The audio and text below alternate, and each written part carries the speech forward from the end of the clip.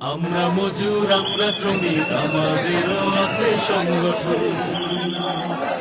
আমরা মজুর, আমরা শ্রমিক, আমাদেরও আছে সংগঠন।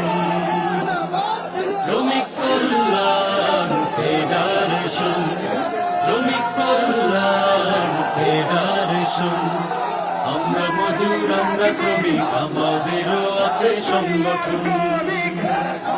শ্রমিক কল্যাণ ফেডারেশন, শ্রমিক কল্যাণ ফেডারেশন।